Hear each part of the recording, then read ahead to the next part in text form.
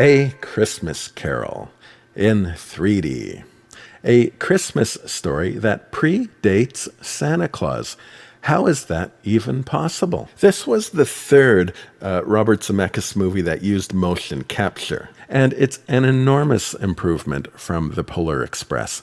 Here, the characters really come alive, and it's both striking and captivating to see these performances. One area where the 3D really helps out is with those spindly fingers, and seeing them distinguished in space really helps you define the voice of the hand. What I mean is there's a difference between holding our hand close or extended a few feet away, one reflecting eternally, the other acts as a spout from which the emotion is being poured. It's one of those things that, yes, you can interpret it flat, but the stereo picture activates a more subconscious sensation. Someone reaching out toward you is possibly a threat. The mind instinctively makes a judgment, and the long fingers dangling, are they vulnerable or a threatening claw?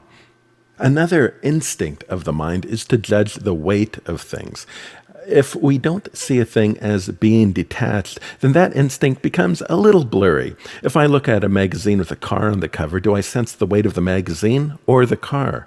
I bring this up to draw attention to these bells. They're old-fashioned doorbells. You detect their shape, and then without thinking, you feel their weight, and the bell moves awkwardly to one side. The weight you feel is being pushed against. It's a feeble push. Why is it feeble? Is something gaining strength, or is something being gentle with old Scrooge? Though strikingly beautiful, I found this film was not effective ultimately at delivering its sentimental punchline.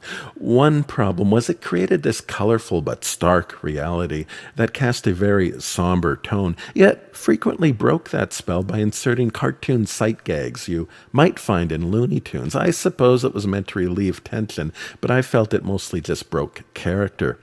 Also, I found myself confused at what exactly changed Scrooge's mind, and I think that might be related to also being confused as to what exactly made him miserly. There's a line that mentions a fear of poverty, but it would have been helpful to have a scene of him enduring a humiliating eviction or something to show us the pain of what being broke is. Fortunately, what's good is good enough to set aside any narrative problems. If you've seen any version of this story before, you can sort of insert the missing sentimentality and play along with the intention. One of the best wow moments is the disintegrating floor that acts as a portal for Scrooge to view through. It feels like watching a 3D TV within a 3D TV. Just a fun idea, and they take off flying, and seeing the room shake while it lifts up and travels really helps sell this illusion. Now, although I loved Jim Carrey's Scrooge, I found I didn't really buy into his performances of the ghosts. The Ghost of Present had this style of fake satirical laughter that made him feel disingenuous, and the face in the candle was a neat idea, but probably my least favorite visual.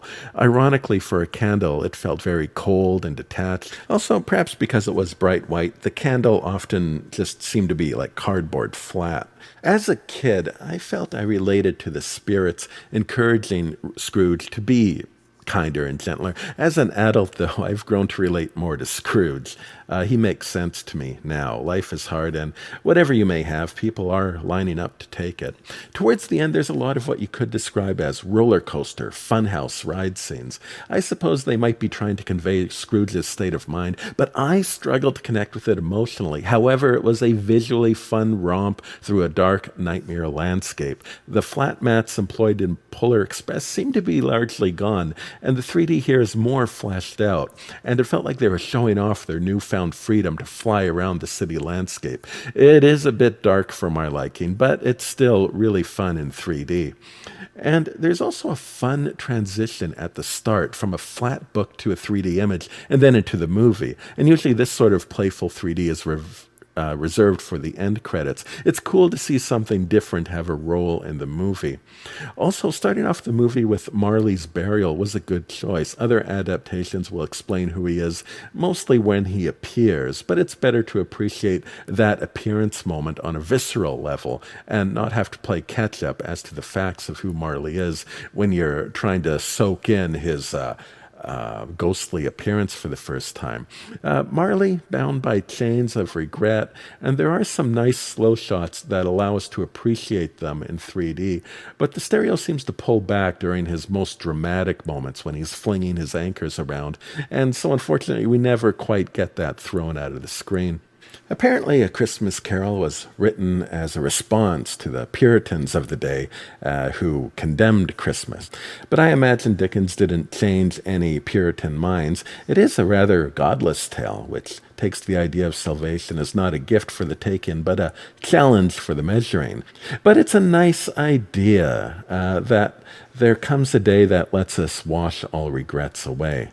Recently, I dreamed of an old friend who I was happy to see. He died a few years ago, and he worked hard for his short life from hard drinking, among other things, but damn, he was fun. Friends since childhood, we were not on speaking terms the last few months of his life. In hindsight, I suspect his mind wasn't working right from that last year. The last thing I ever said to him was intentionally hurtful. When you really know a person, you know what hurts them. But here he was again, and I was excited to see him. I even realized it was a dream, but a dream I was grateful for because just for a moment, I got to pretend it was then and not now. So I started talking to him like it was old times, but he couldn't hear me, stared right past me. I realized then that I was the ghost in the room, so I gave up, said I'm sorry, and woke up. Life, it happens once, it happens fast. There's no fixing it.